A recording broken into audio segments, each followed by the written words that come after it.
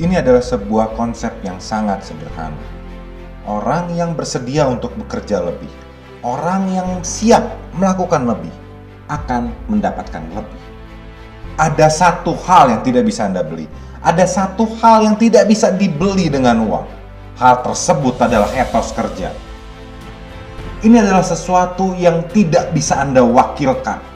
Anda tidak bisa membayar orang lain untuk melakukan kerja keras Anda. Anda harus memiliki etos kerja keras Anda sendiri. Ini tidak bisa digantikan oleh asisten Anda, bawahan Anda, ataupun karyawan Anda. Anda harus memberikan upaya lebih. Anda harus bekerja lebih.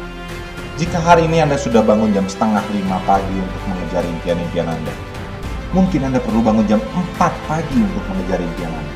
Perbedaan 30 menit tersebut bisa saja yang sedang menghambat Anda untuk berada di tempat yang Anda harapkan. Jika Anda sudah membaca buku tersebut dan Anda masih belum mengerti, mungkin Anda perlu membaca buku tersebut 2, 3, atau bahkan 6 kali untuk memahami materinya. Saya cukup bersyukur dan beruntung karena beberapa waktu yang lalu saya sempat belajar dari seorang Grandmaster tembak reaksi di Asia. Ketika beliau ditanya bagaimana resepnya menjadi juara bertahan tembak reaksi Asia selama belasan tahun, jawaban beliau sangat sederhana dan sampai hari ini saya masih mengingat jawaban beliau.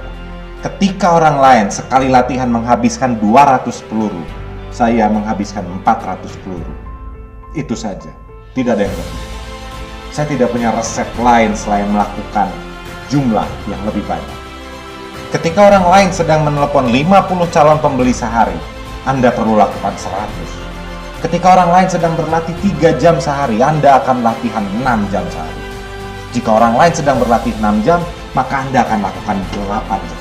Jika saingan Anda membaca 2 buku, maka Anda akan membaca 4 buku. Yang perlu Anda lakukan adalah sedikit lebih banyak. Di luar sana ada orang lain yang menginginkan tempat Anda, posisi Anda, kehidupan Anda. Mereka bersedia melakukan apapun untuk mendapatkan tempat Anda. Jadi yang perlu Anda lakukan adalah mengejar kesempurnaan. Anda tidak bisa menghentikan mereka jika mereka melakukan jauh lebih banyak dibanding Anda. Anda harus berlatih, Anda harus memiliki etos kerja dan kerjakan bagaikan ini adalah peluang terakhir dalam hidup Anda. Tidak ada kesempatan lain selain ini. Anda harus mengasah keterampilan Anda dan Anda harus berjuang habis-habisan. Untuk orang seperti saya menyadari bahwa saya memiliki begitu banyak keterbatasan. Saya tidak memiliki kemampuan maupun keterampilan yang dimiliki oleh saingan-saingan saya. Saya menyadari hal tersebut. Anda mungkin mengalahkan saya dalam 30 hari pertama. Anda mungkin mengalahkan saya selama 60 hari ke depan. Anda mungkin mengalahkan saya dalam 1 tahun ke depan. Tapi yang saya perlu katakan kepada Anda bahwa Anda tidak mungkin bisa mengalahkan saya selama 2 tahun ke depan, dalam 5 tahun ke depan, dalam 10 tahun ke depan. Saya tidak akan menyerah. Walaupun saya memiliki keterbatasan, walaupun saya tidak memiliki keterampilan Anda, saya memiliki kegigihan. Saya tidak sudi menyerah.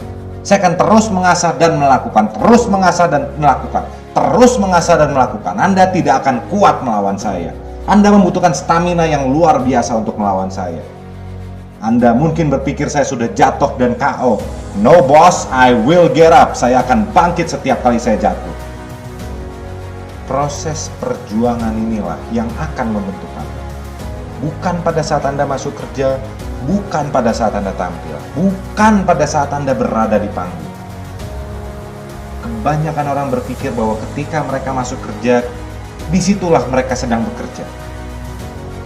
Ketika mereka dilihat oleh bawahan mereka, oleh atasan mereka, disitulah mereka sedang bekerja. No. Itu adalah alasan kenapa Anda seringkali kalah. Itulah alasan kenapa Anda selalu berada di bawah. Proses perjuangan itu berada di tengah-tengah kegelapan. Ketika Anda sendirian. Ketika tidak ada orang yang sedang melihat Anda.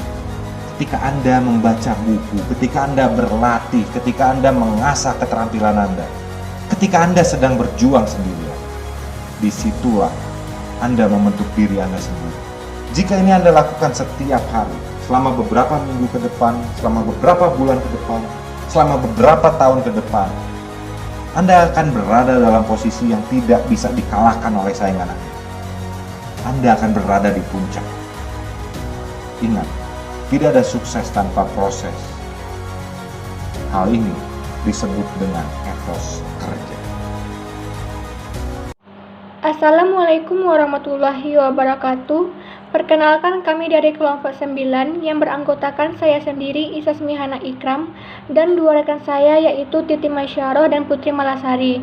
Pada kesempatan ini, kami akan mempresentasikan hasil diskusi kami tentang akuntansi pemerintah daerah.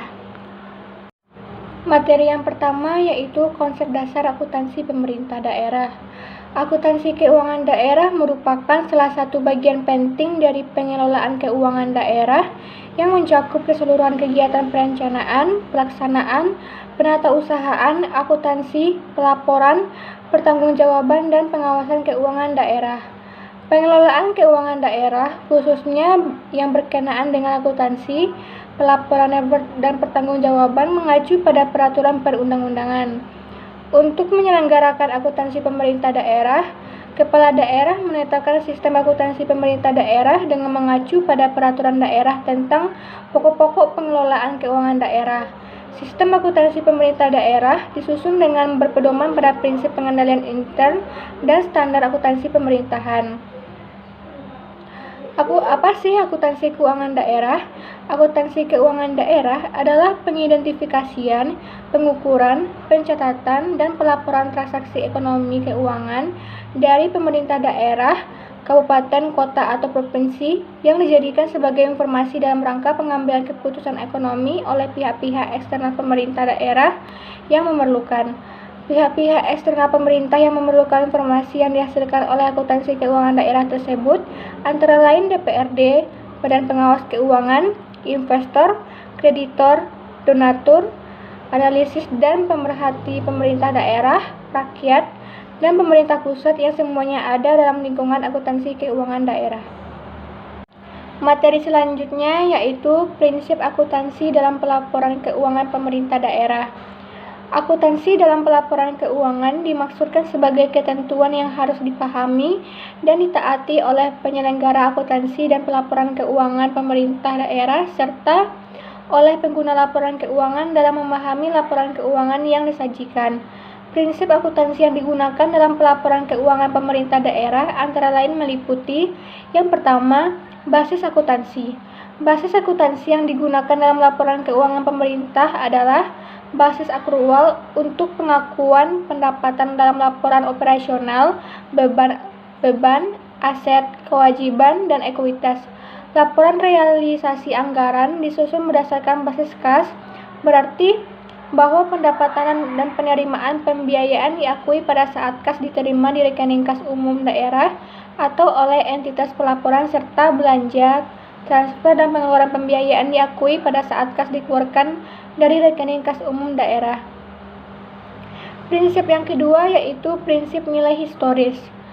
Aset dicatat sebesar pengeluaran kas dan setara kas yang dibayar atau sebesar nilai wajar imbalan untuk memperoleh aset tersebut pada saat perolehan.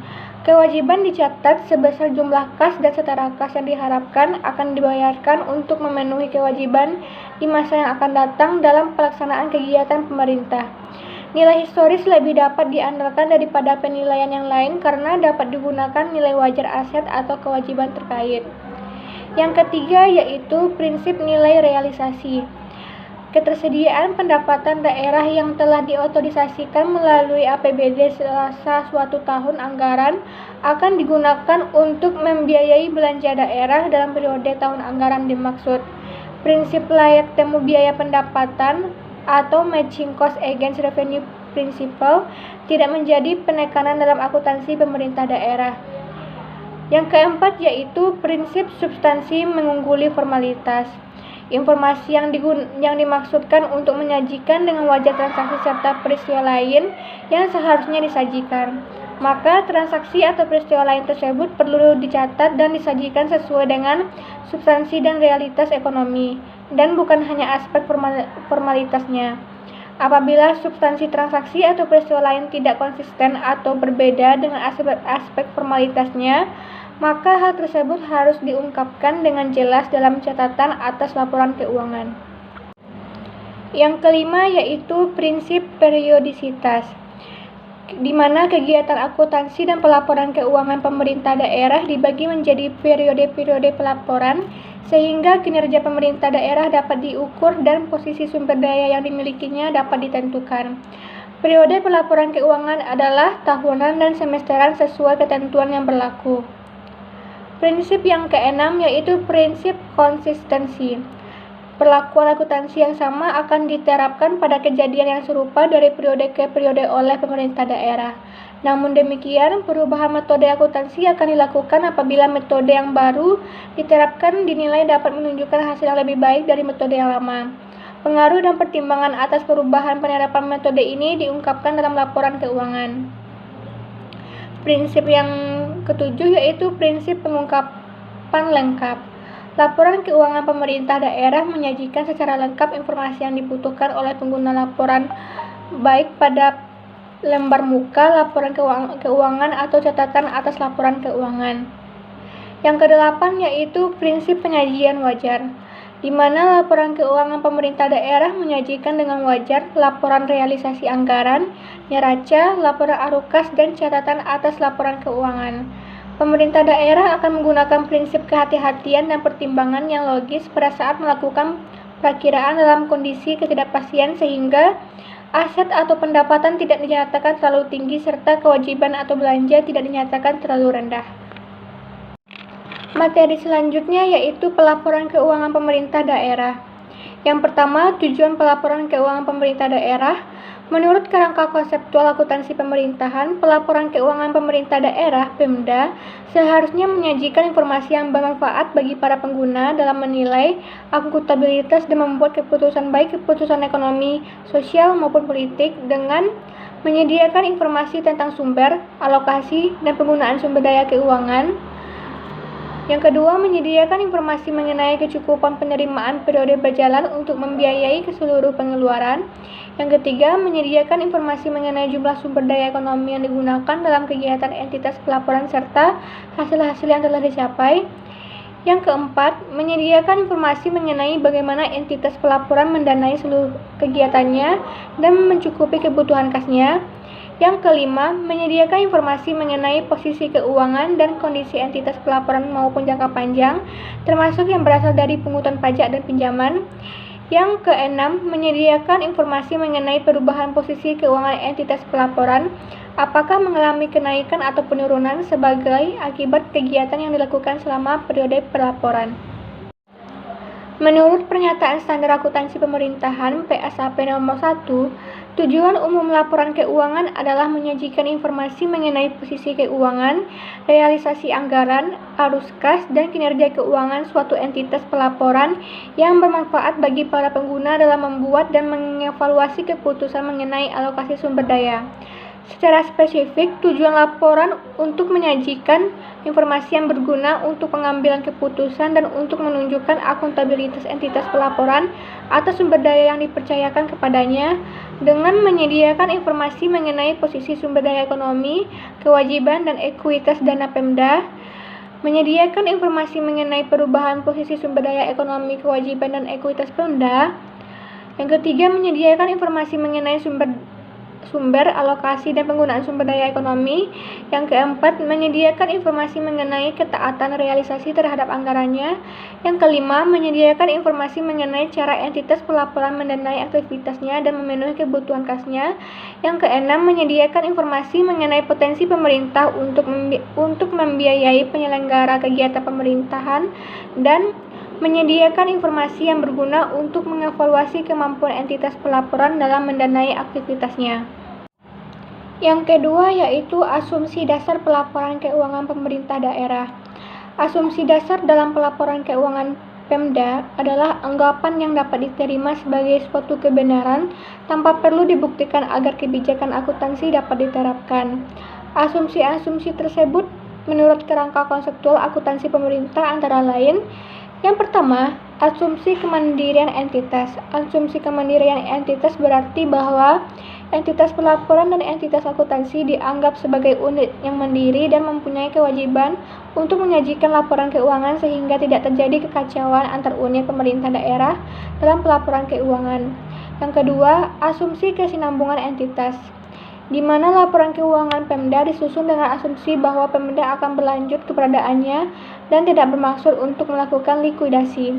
Yang ketiga, asumsi keterukuran dalam satuan uang. Laporan keuangan Pemda menyajikan setiap kegiatan yang diasumsikan dapat dinilai dengan satuan uang sehingga memungkinkan dilakukannya analisis dan pengukuran dalam akuntansi. Karakteristik kualitatif laporan keuangan pemerintah daerah terdiri atas yang pertama, relevan. Relevan mengandung pengertian bahwa laporan keuangan pemerintah daerah memuat informasi yang dapat dihubungkan dengan maksud penggunaannya, yaitu yang pertama, laporan keuangan memuat informasi yang memungkinkan pengguna laporan keuangan untuk menegaskan atau mengoreksi ekspektasinya. Yang kedua, laporan keuangan memuat informasi yang dapat membantu pengguna laporan keuangan untuk memprediksi masa yang akan datang. Yang ketiga, laporan keuangan disajikan tepat waktu sehingga dapat berpengaruh dan berguna untuk pembuatan keputusan pengguna laporan keuangan.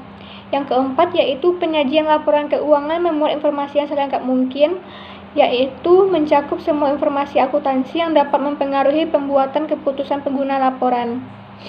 Karakteristik selanjutnya yaitu andal, di mana informasi dalam laporan keuangan pemerintah daerah bebas dari pengertian yang menyesatkan dan kesalahan material, menyajikan setiap kenyataan secara jujur, dapat diverifikasi dan netral. Jujur artinya bahwa laporan keuangan memuat informasi yang menggambarkan dengan jujur transaksi serta peristiwa lainnya yang seharusnya disajikan atau yang secara wajar dapat diharapkan untuk disajikan. Sedangkan dapat diverifikasi artinya bahwa laporan keuangan memuat informasi yang dapat diuji, dan apabila pengujian dilakukan lebih dari sekali oleh pihak yang berbeda, hasilnya harus tetap mempunyai kesimpulan yang sama. Netral artinya bahwa laporan keuangan memuat informasi yang diarahkan untuk memenuhi kebutuhan umum dan tidak bias pada kebutuhan pihak tertentu. Karakteristik yang selanjutnya yaitu dapat dibandingkan. Informasi yang termuat dalam laporan keuangan dapat dibandingkan dengan laporan keuangan sebelumnya atau laporan keuangan pemerintah daerah lainnya dengan syarat menetapkan kebijakan akuntansi yang sama. Apabila pemerintahan menggunakan kebijakan akuntansi yang berbeda dari kebijakan akuntansi periode sebelumnya, maka perubahan tersebut harus diungkapkan pada periode terjadinya perubahan tersebut. Karakteristik yang terakhir yaitu dapat dipahami, di mana informasi yang disajikan dalam laporan keuangan dapat dipahami oleh pengguna laporan keuangan dan dinyatakan dalam bentuk serta istilah yang disesuaikan dengan batas pemahaman pengguna laporan. Yang ketiga yaitu karakteristik kualitatif laporan keuangan pemerintah daerah. Menurut kerangka konseptual akuntansi pemerintahan, karakteristik kualitatif laporan keuangan adalah ukuran-ukuran keuangan normatif yang perlu diwujudkan dalam informasi akuntansi sehingga dapat memenuhi tujuannya. Karakteristik kualitatif tersebut menjadi prasyarat normatif yang diterapkan sehingga laporan keuangan pemerintah daerah dapat memenuhi kualitas yang dikehendaki. Selanjutnya kita akan membahas mengenai jenis dan bentuk laporan keuangan daerah. Laporan keuangan pemerintah daerah disusun dengan melakukan proses konsolidasi di mana gabungan dari seluruh laporan keuangan entitas akuntansi yang tersaji sebagai satu entitas tunggal yang terdapat pada pemerintah daerah. Laporan keuangan yang dihasilkan pada tingkat pejabat pengelola keuangan daerah atau PPKD dihasilkan melalui proses akuntansi yang secara periodik dilakukan oleh fungsi akuntansi PPKD. Terdapat 7 laporan keuangan yang dibuat oleh pejabat pengelola keuangan daerah atau PPKD, yakni yang pertama laporan realisasi anggaran atau LRA, yang kedua laporan perubahan saldo anggaran lebih atau SAL, yang ketiga neraca, yang keempat laporan operasional atau LO, yang kelima laporan arus kas atau LAK, yang keenam laporan perubahan ekuitas atau LPE, dan yang ketujuh catatan atas laporan keuangan atau CALK. Jenis dan bentuk laporan keuangan daerah yang pertama yakni laporan realisasi anggaran atau LRA. Laporan realisasi anggaran merupakan laporan yang menyajikan ikhtisar sumber, alokasi, dan pemakaian sumber daya keuangan yang dikelola oleh pemerintah daerah, yang menggambarkan perbandingan antara anggaran dan realisasinya dalam satu periode pelaporan, di mana terdapat beberapa unsur yang tercakup secara langsung oleh laporan realisasi anggaran. Hal ini terdiri dari pendapatan LRA, belanja, transfer, dan juga pembiayaan. Next, yang kedua yakni laporan perubahan saldo anggaran lebih atau SAL. Laporan perubahan saldo anggaran lebih menyajikan informasi kenaikan atau penurunan saldo anggaran lebih tahun pelaporan dibandingkan dengan tahun sebelumnya. Laporan realisasi anggaran dan juga laporan perubahan saldo anggaran lebih merupakan laporan pelaksanaan anggaran yang bersifat cash basis. Yang ketiga yakni neraca. Neraca menggambarkan posisi keuangan suatu entitas pelaporan mengenai aset, kewajiban, dan ekuitas pada tanggal tertentu. Unsur yang tercakup di dalam neraca terdiri atas aset, kewajiban, dan ekuitas. Next, yang keempat, laporan operasional atau LO. Laporan operasional menyajikan ikhtisar sumber daya ekonomi yang menambah ekuitas dan penggunaannya yang dikelola oleh pemerintah pusat maupun daerah untuk kegiatan penyelenggaraan pemerintahan dalam satu periode pelaporan. Pada laporan operasional terdiri dari pendapatan laporan operasional, beban, transfer, dan juga proses luar biasa. Selanjutnya yang kelima, laporan arus kas atau LAK. Laporan arus kas menyajikan informasi kas sehubungan dengan aktivitas operasi, investasi, pendanaan, dan transitoris yang menggambarkan saldo awal, penerimaan, pengeluaran, dan saldo akhir kas pemerintah pusat dan daerah selama periode tertentu. Unsur yang dicakup di dalam laporan arus kas terdiri dari penerimaan dan pengeluaran kas, di mana pada penerimaan kas merupakan semua aliran kas yang masuk ke bendahara umum daerah, sedangkan pengeluaran kas merupakan semua aliran kas yang keluar dari bendahara umum daerah. Yang keenam, laporan perubahan ekuitas. Laporan perubahan ekuitas atau LPE menyajikan informasi kenaikan atau penurunan ekuitas tahunan pelaporan dibandingkan dengan tahun sebelumnya. Laporan perubahan ekuitas disusun berdasar hasil perhitungan dalam laporan operasional, yakni akun surplus ataupun defisit laporan operasional yang ditambahkan dengan saldo ekuitas awal untuk memperoleh ekuitas akhir. Jenis laporan keuangan daerah yang terakhir yakni catatan atas laporan keuangan atau CALK. Catatan atas laporan keuangan meliputi penjelasan naratif atau rincian dari angka yang tertera dalam laporan realisasi anggaran, laporan perubahan SAL, laporan operasional, laporan perubahan ekuitas, neraca, dan juga laporan arus kas. Selanjutnya kita akan membahas mengenai siklus akuntansi dan persamaan dasar akuntansi keuangan daerah. Yang pertama, siklus akuntansi keuangan daerah. Siklus akuntansi keuangan daerah dimulai dari analisis transaksi dari bukti-bukti transaksi yang ada sampai dengan pelaporan keuangan daerah.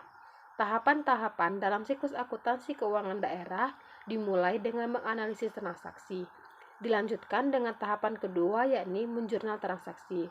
Pada tahap ketiga, transaksi yang telah dicatat dalam jurnal kemudian diklasifikasikan ke dalam buku besar per akun atau kode rekening. Selanjutnya pada tahapan keempat, menyusun neraca saldo. Pada tahapan kelima, menjurnal dan memposting jurnal penyesuaian. Pada tahapan keenam, menyusun laporan keuangan. Dan pada tahapan terakhir yang ketujuh yakni menjurnal dan memposting ayat jurnal penutup. Selanjutnya mengenai persamaan dasar akuntansi keuangan daerah. Yang pertama, persamaan akuntansi untuk neraca. Persamaan struktur neraca daerah menunjukkan hubungan antara aset atau A di satu sisi dengan kewajiban yakni K dan ekuitas dana yakni E pada sisi yang lain, yang dinyatakan dalam bentuk persamaan yakni aset sama dengan kewajiban ditambah ekuitas dana atau A sama dengan K ditambahkan E. Yang kedua yakni persamaan untuk laporan realisasi anggaran atau LRA. Persamaan struktur APBD menunjukkan hubungan antara pendapatan daerah yakni P dan belanja yakni B di satu sisi, dan pembiayaan berupa pengeluaran daerah yakni PK pada sisi yang lainnya. Dalam struktur APBD, selisih antara pendapatan daerah dengan belanja daerah yakni P dikurangin B sama dengan surplus yakni S ataupun defisit yakni D. Dalam struktur APBD dinyatakan dalam bentuk persamaan yakni P dikurangin B sama dengan S atau D, di mana jika P dikurangi B sama dengan S, yakni jika P lebih besar daripada B. Kemudian P dikurangi B sama dengan D jika P lebih kecil daripada B.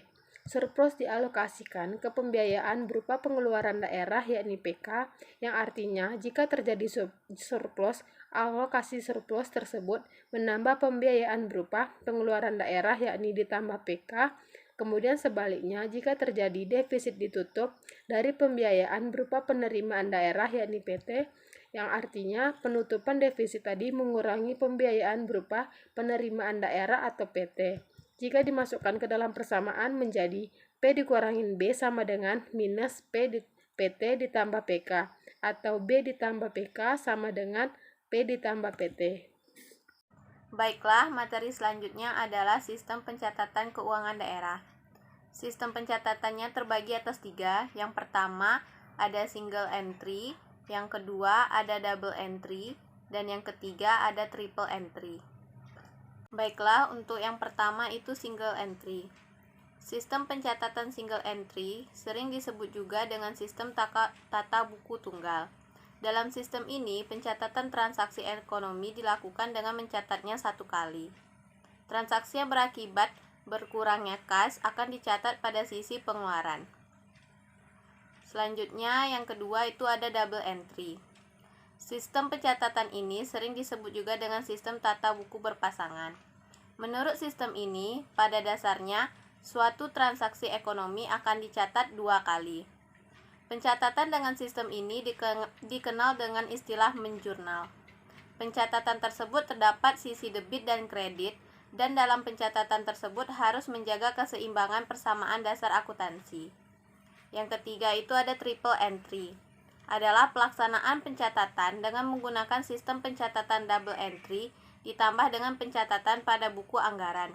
Jadi, sementara sistem pencatatan double entry dijalankan, PPK SKPD maupun apapun bagian keuangan atau akuntansi pada satuan kerja pengelolaan kekayaan daerah juga mencatat transaksi tersebut ke dalam buku anggaran, sehingga pencatatan tersebut akan berefek pada sisa anggaran. Pembahasan selanjutnya adalah catatan akuntansi keuangan daerah. Catatan akuntansi adalah catatan transaksi yang terjadi pada pemerintahan daerah. Pencatatan yang sering dilakukan adalah dengan sistem double entry berdasarkan basis kas modifikasian. Sistem double entry merupakan sistem pembukuan berpasangan. Suatu transaksi akan dicatat 2 kali pada sisi debit, yaitu di sebelah kiri, dan kredit di sebelah kanan, di mana setiap pencatatan harus menjaga keseimbangan persamaan dasar akuntansi.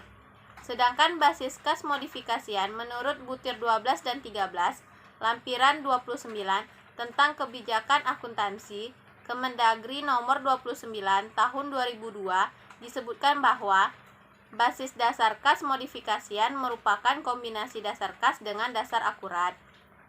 Transaksi penerimaan atau pengeluaran kas dibukukan atau dicatat atau di jurnal pada saat uang diterima atau dibayar. Pada akhir periode dilakukan penyesuaian untuk mengakui transaksi dan kebijakan dalam periode berjalan meskipun penerimaan atau pengeluaran kas dari transaksi dan kebijakan dimaksud belum terrealisasi.